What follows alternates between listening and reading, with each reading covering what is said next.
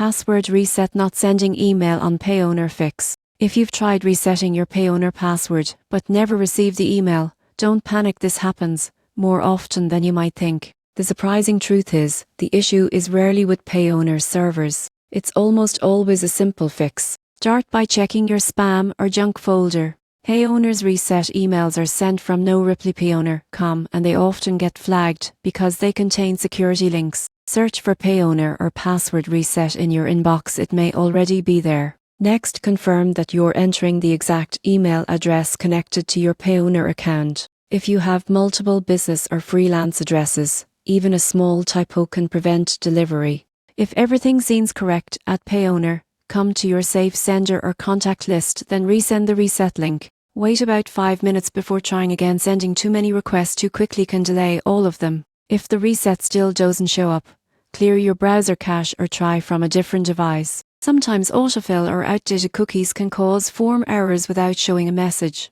Corporate users or freelancers using work emails should check with their IT departments. Company-level spam filters often block automated emails like Payoneer's password reset messages. If you've done all this and still don't see it, reach out to Payoneer's customer support.